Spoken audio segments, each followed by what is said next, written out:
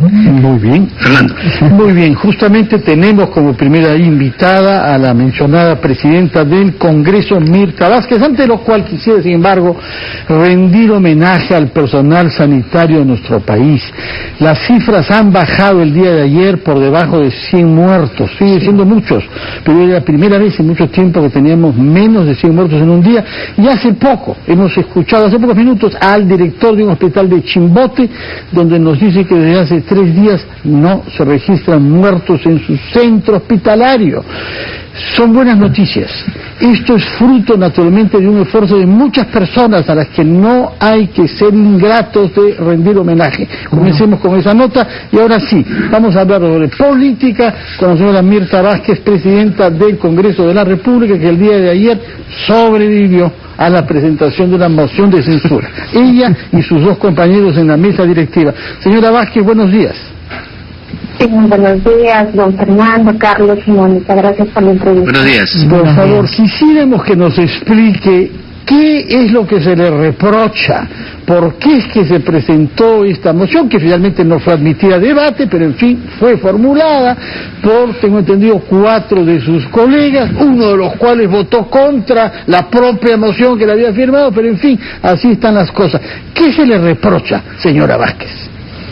Bueno, decir que esta es la 4ª moción de censura que se presenta contra la mesa directiva, porque han habido 2 directamente contra el presidente, que es miembro de nuestra mesa, y 2 contra la mesa conjunta, y esta última era por 2 cuestiones, una de carácter administrativo, que nos habíamos demorado en sacar una autógrafa, y justamente es la autógrafa que autoriza a los privados a comprar vacunas. Entonces, claro, nosotros sabemos que de manera práctica los privados todavía no pueden adquirir vacunas, y bueno, se nos acusaba que por nuestra responsabilidad habían muerto miles de peruanos, y miren, ahora más bien hay que reconocer que el proceso de vacunación que está llevando adelante el Estado pues está llevando de manera exitosa. Esta norma pudo haber demorado el trámite regular, además, ¿no?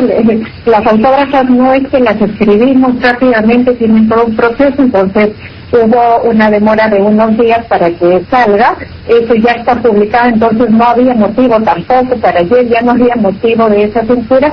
Y lo segundo es que nos decían que nosotros no habíamos defendido el Parlamento, porque el congresista Valdés denunció que el presidente Sagasti lo había llamado, lo había amenazado. Finalmente nunca él aclaró cuáles habían sido esas amenazas, incluso se le preguntó directamente en el pleno, y bueno, él finalmente no quiso precisar, y al siguiente día de esa denuncia también salió de manera serena a decir que no hay ningún motivo para censurar al presidente ni para interponerle ninguna denuncia. Entonces no sabemos exactamente de qué nos acusaban. Felizmente que ayer la sensatez primó, yo tengo que saludar eso de parte de mis colegas, porque creo que hay una evaluación más seria respecto a qué estamos promoviendo. Nos estamos jugando con la gobernabilidad del país. Censurar a una mesa directiva no es censurar a la APACA, ¿no? Es un tema gravísimo, porque nos lleva a una situación de inestabilidad, más aún en este momento que estamos en la etapa de transición. Presidenta, ¿cómo está? Muy buenos días. Y a eso quiero apuntar, porque quisiera una evaluación más política. Evidentemente los resultados son evidentes, se ha rechazado esa admisión de debate a la moción de censura. Sin embargo, los promotores vienen siendo más o menos los mismos, y lo que quisiera yo entender es cómo interpreta usted y a dónde está esa motivación. Es decir, ¿cuál era era echar, digamos, el anzuelo al océano a ver si había peces que pescaban alrededor para algo mucho más grande al final de una gestión de un gobierno de transición?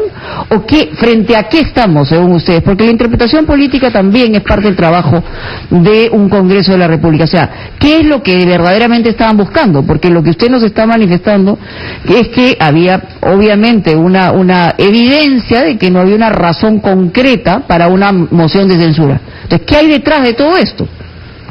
Miren, yo sé que hay varias teorías al respecto. Yo no puedo afirmar la veracidad de algunas de ellas, pero sí es muy sintomático tres cosas. Lo primero es que sean las mismas personas siempre las que promuevan censuras, vacancias, etcétera, ¿no? No es la mayoría parlamentaria, son determinadas personas. Lo segundo es que no hay motivación. Un día es por abuso de autoridad, otro día es por un trámite administrativo. Ayer circulaba un borrador que dicen que me quieren censurar porque no los recibí en mi despacho. Entonces, no puede ser así, ¿no? La gobernabilidad del país no puede depender del humor de un parlamentario. Creo que hay que tomarlo con más seriedad. Y la tercera cosa sintomática es, si no hay asidero y no hay motivo suficiente para promover una censura, realmente uno se queda en la duda si realmente lo que está en la mira de algunos parlamentarios es justamente la estabilidad, la gobernabilidad del país, más aún en estas circunstancias políticas, ¿no?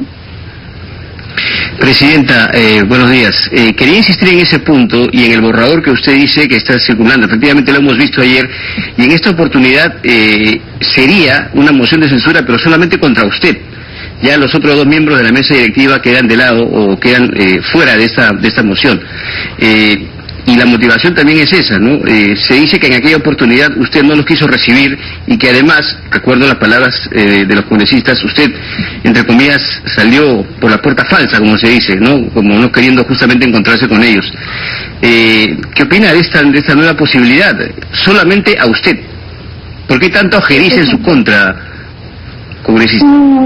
A ver, yo interpreto esto como una intención de descabezar la mesa directiva, en realidad, porque motivos fundados no existen en esta última moción. Pero descabezar para qué, ¿no? O sea, ahí es donde está la pregunta, creo que de fondo de Carlos, ¿no? Sí, en realidad podemos especular varias cosas, pero yo, miren, lo único que digo es, descabezando la mesa directiva, ¿qué se logra? Inestabilidad en el país. Eso pone en riesgo incluso la propia presidencia de la República, porque acuérdense que yo no soy la titular directa del Parlamento, sino el presidente Sagasti, y descabezando la mesa directiva retrasamos una serie de procesos o podemos generar condiciones para procesos irregulares. Eso es lo claro, y yo creo que ahí tenemos que tener mucho cuidado, ¿no? Mucho cuidado. Bueno, vamos a hacer una pausa, si nos permite, señora Vázquez, y vamos a hablar después sobre otros aspectos de la agenda parlamentaria, porque tenemos en curso la elección de los jueces del Tribunal Constitucional y tenemos, tengo entendido, una moción para prolongar este periodo que debía terminar el 17 de julio, pero hay quienes quieren prolongarlo hasta el 23 de julio, es decir, hasta prácticamente la antivíspera de la instalación del próximo Congreso. Quisiéramos que nos explique cuál es la motivación que da sentido a estas iniciativas. Hacemos una pausa y retomamos nuestra entrevista con la señora Mirta Vázquez, presidenta del Congreso de la República.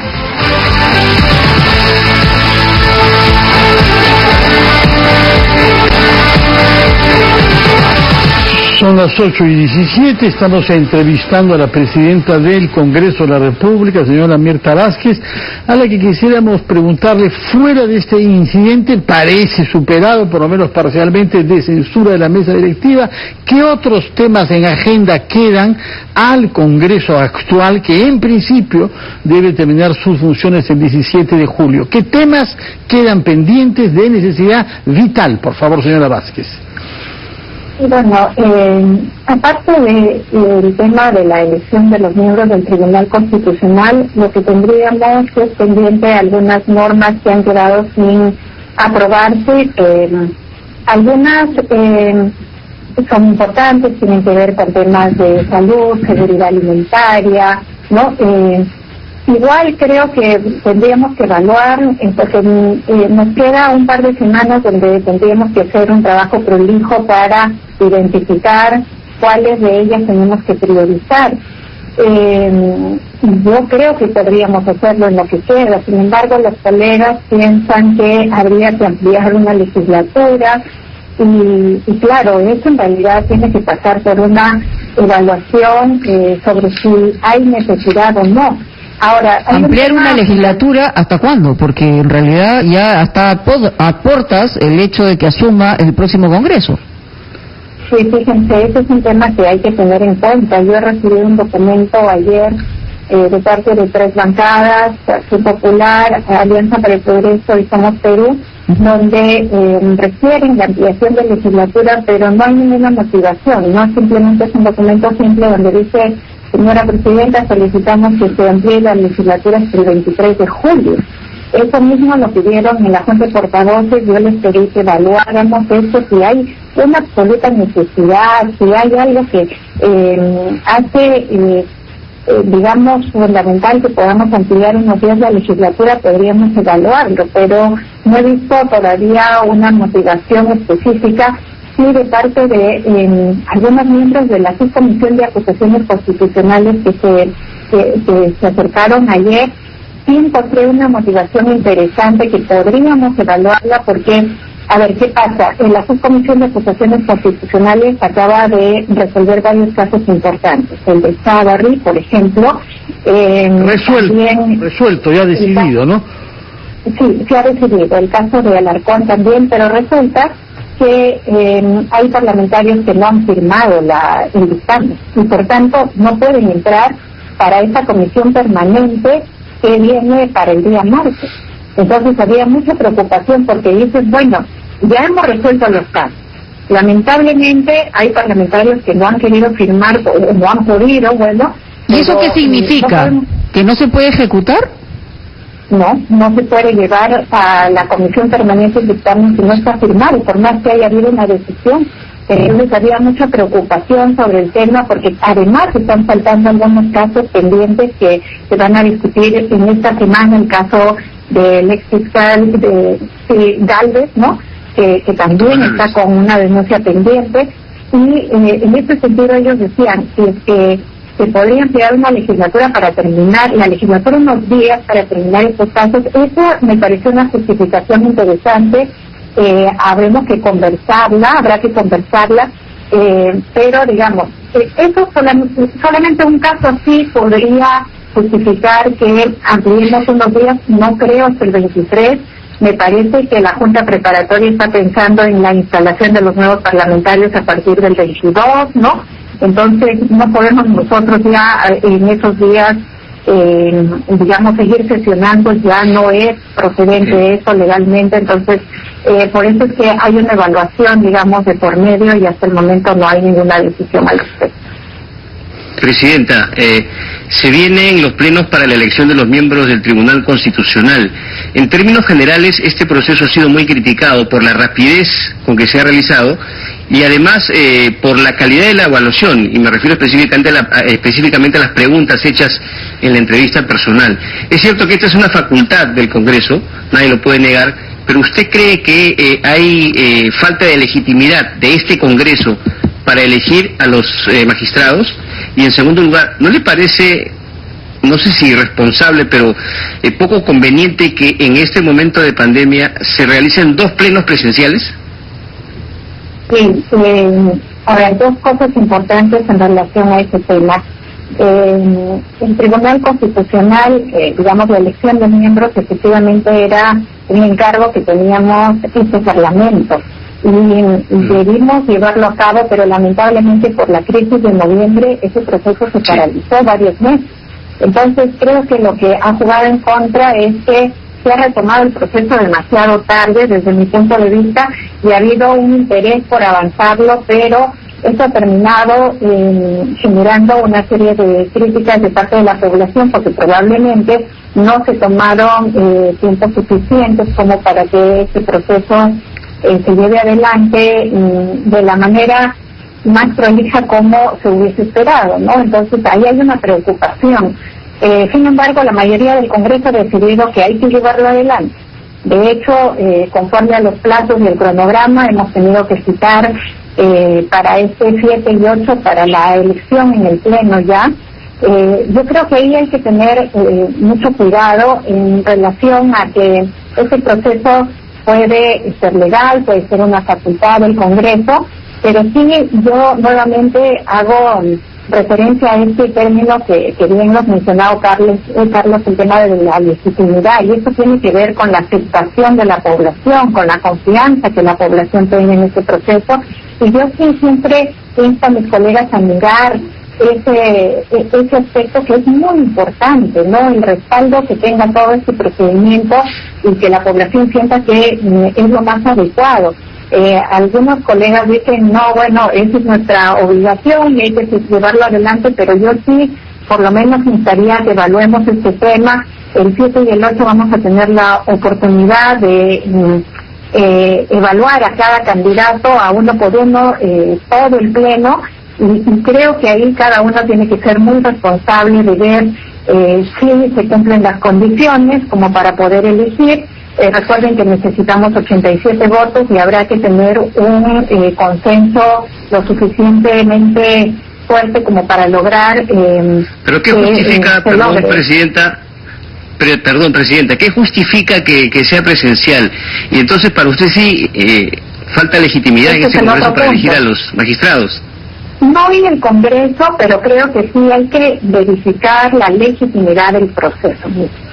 ¿No? Porque eso significa que la población esté lo suficientemente convencida y respalde ese procedimiento. Y lo otro es la metodología. Los colegas, especialmente el vocero de Acción Popular, pidió de que este pleno sea presencial. La mesa directiva expresando nuestras reservas respecto al tema, porque obviamente seguimos en pandemia, estamos vulnerando las normas de bioseguridad. Sin embargo, él insistió en que pudiéramos llevar esta votación y la mayoría votó porque sea presencial. Entonces, sí, yo creo que hay que llamar a la responsabilidad. Recuerden que ese día no solamente van a recurrir 130 congresistas, sino que para un proceso de esta naturaleza necesitan estar acompañados de asesores, personal. A nosotros nos preocupan mucho las condiciones en las que se va a realizar, pero bueno, no hemos podido nosotros convencer a la mayoría de que no sea así. La mayoría ha impuesto que esa sea la metodología, entonces bueno, vamos a ver cómo tratamos de organizar esto de tal manera que implique el menor riesgo posible, ¿no? De acuerdo. Quisiéramos saber, señora, si los jueces constitucionales que serán elegidos eventualmente la semana próxima van a tener efectivamente o no que ver con algunas de las decisiones tomadas por los congresistas que los elegirán. Miren, en la medida que los nuevos tribunos entren a ocupar el cargo, digamos, en el Tribunal Constitucional, llegarán a sus manos varias causas, inclusive varias de las que ha resuelto este Congreso. Eso es verdad, ¿no? Tendrán en sus manos la posibilidad de resolver sobre estos temas, sobre próximas demandas que se puedan interponer en estos días, a partir de estos días, porque eso ya no va a No se han interpuesto, son próximas demandas que se puedan interponer, dice usted, como la existencia misma de esta cuarta legislatura. Sí, incluso ya hay una demanda contra la cuarta legislatura y esto probablemente tenga que ser resuelto por el nuevo Tribunal Constitucional. Pero entonces es exacto que se va a elegir a jueces que tendrán que juzgar causas que tienen que ver con quienes los eligen. Bueno, en efecto, esa es la posibilidad. El nuevo tribunal tiene que asumir todas las causas que están quedando pendientes y eso incluye efectivamente que algunas de las que tienen que ver con este Congreso tendrán que llegar a sus manos, ¿no? Y más allá de que obviamente lleguen a esta mayoría calificada para poder ratificar y votar en relación a los que están en carrera, que son 15, 17 candidatos, que son los que han quedado ahí, los primeros 6, la idea es cambiar a todo o casi todo el Tribunal Constitucional, es decir, más allá de que evidentemente tienen que conseguir los votos. Esa es la idea del grupo que está impulsando el hecho de que se debata la votación para la designación de los miembros del Tribunal Constitucional de reemplazo, ¿no? Sí, bueno, en realidad, legalmente, 6 de los miembros del Tribunal Constitucional ya cumplieron su plazo. Correcto, pero, digamos, podrían decir, ok, vamos a ir por 1 o por 2 y el resto lo dejaremos para el próximo Congreso. Eso también es potestad del Congreso hacerlo, ¿no? También hay esa posibilidad, porque no supongo que no en los 6, no se va a conseguir necesariamente para 6 consensos, ¿no? Entonces podría generar la posibilidad de que elijan 1, 2 o algunos de los que de los magistrados que están, digamos, de los puestos que están vacantes para los tribunales, ¿no? Entonces también cabe esa posibilidad. Muchas gracias por sus explicaciones, señora Mirta Vázquez, presidenta del Congreso de la República, y naturalmente seguiremos observando lo más cerca posible la evolución, con la ayuda sin duda de Carlos Villarreal, para estos temas, para conocer con detalle lo que está en juego ahí. El periodo es muy sensible y lo que queremos es estabilidad y claridad, y no que el Congreso sirva para añadir a la incertidumbre que estamos viviendo ya por razones electorales. Muchas gracias y muy buenos días. Hacemos una pausa a las 8:30 en punto y regresamos a ampliación de noticias.